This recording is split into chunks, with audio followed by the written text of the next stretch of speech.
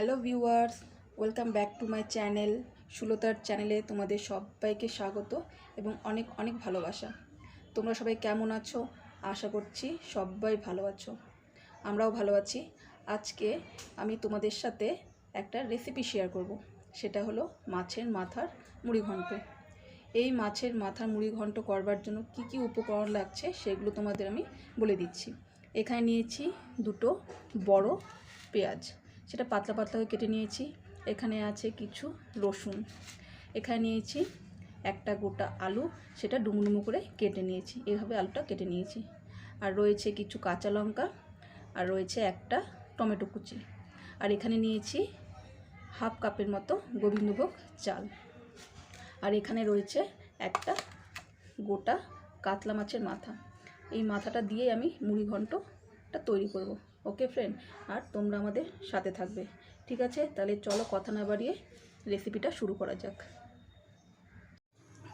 মাছের মাথাগুলো আমি নুন হলুদ মাখিয়ে রেখে দিয়েছি, এবার এটা আমি ভেজে নেব।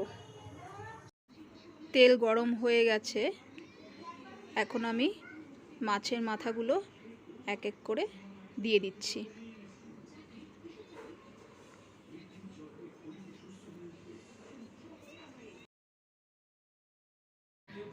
মাছের মাথাগুলো ভাজা হয়ে গেছে, লাল করে আমি ভেজে নিয়েছি মাথাগুলোকে। মাছগুলো আমি ভেজে তুলে নিয়েছি, আর মাছ ভাজার যে তেলটা রয়েছে সেই তেলটার মধ্যেই আমি আলুগুলোকে ভেজে নেব, লাল করে আলুগুলোকে ভেজে নেব। এবার এই আলুগুলোর মধ্যে আমি দিয়ে দেব 1 চামচের হাফ চামচ নুন, আর দিয়ে দেব সামান্য পরিমাণে হলুদ গুঁড়ো। এবার একটু নেড়ে চেড়ে এটাকে রেখে দেব। আলুটা আমার লাল করে ভাজা হয়ে গেছে, এবার আলুগুলোকে নামিয়ে নেব। এবার ওই আলু ভাজার তেলের মধ্যেই আমি দুটো তেজপাতা দিয়ে দিচ্ছি, আর যে পেঁয়াজগুলো আমি কুচিয়ে রেখে দিয়েছি সেই পেঁয়াজগুলো দিয়ে দিচ্ছি। ওই মাছের তেলের মধ্যে আমি রান্না করছি, কোনো অসুবিধা হবে না, কারণ মাছেরই জিনিস রান্না করছি, তাই জন্য ওই একই তেলেই আমি রান্নাটা করে নিচ্ছি। এবার পেঁয়াজটা একটু লাল লাল করে ভেজে নেব।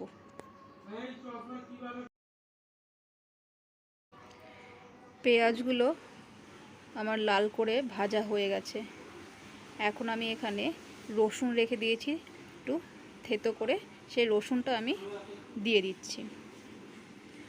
আর দেব টমেটো কুচি, একটা টমেটো কুচি রেখে দিয়েছি, সেই টমেটো কুচিটাও এখানে দিয়ে দিচ্ছি। এবার এই মশলাটার মধ্যে লঙ্কা দিয়ে দিচ্ছি, যে যেরকম লঙ্কা খাবে সেরকমই দেব। আমাদের একটু ঝালটা কম খাওয়া হয়, সেই জন্য কমই দিয়েছি।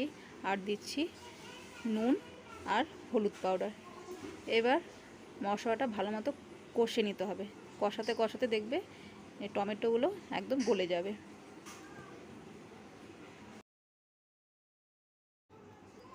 আমার পেঁয়াজ রসুন আর টমেটোটা মোটামুটি কষানো হয়ে গেছে। এবার এখানে বাকি যে মশলাগুলো আছে সেগুলো দিয়ে দেব। ফার্স্টে আমি দিয়ে দিচ্ছি 1 চামচ জিরের গুঁড়ো,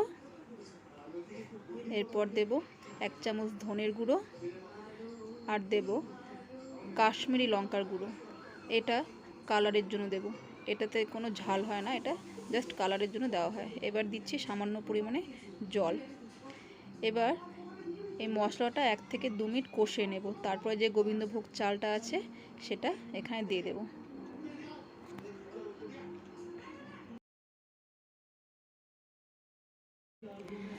দেখো আমার মশলাটা মোটামুটি কষানো হয়ে গেছে, মশলাটার থেকে তেলও বেরিয়ে গেছে। এবার এখানে আমি ধুয়ে রাখা গোবিন্দভোগ চাল দিয়ে দিচ্ছি।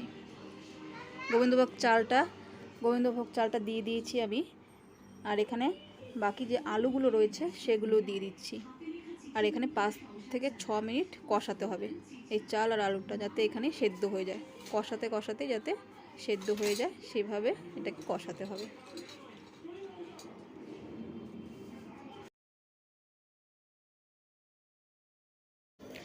বন্ধুরা দেখো গোবিন্দভোগ চালটা সেদ্ধ হয়ে কতটা বেড়ে গেছে।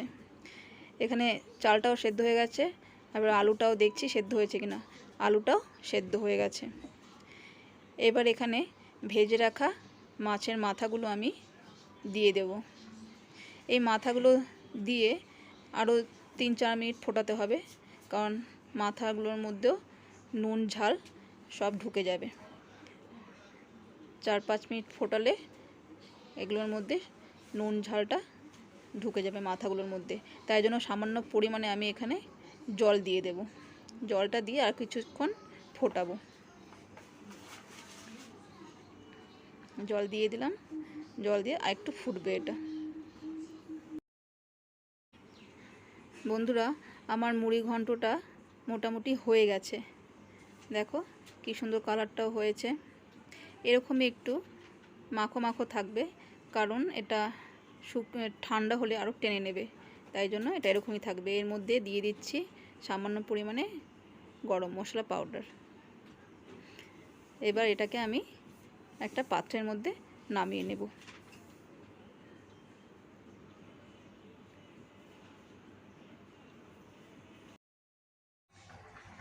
বন্ধুরা ফাইনালি আমার মাছের মাথার মুড়ি ঘন্ট রেসিপিটা হয়ে গেছে। এটা আমি নামিয়ে নিয়েছি। তো আমি মাছের মাথা দিয়ে মুড়ি ঘন্ট এইভাবেই করি। কেমন লাগলো তোমাদের তোমরা অবশ্যই কমেন্ট বক্সে কমেন্ট করে জানাবে। আর ভালো লাগলে চ্যানেলটাকে সাবস্ক্রাইব করে দেবে। পাশে যে বেল আইকনটা আছে সেটা প্রেস করে রাখবে, তাহলে আমি নতুন নতুন ভিডিও দিলেই তোমাদের কাছে নোটিফিকেশান পৌঁছে যাবে। ঠিক আছে ফ্রেন্ড, আজকে তাহলে ভিডিওটা এখানেই শেষ করছি। সবাই ভালো থাকবে এবং সুস্থ থাকবে।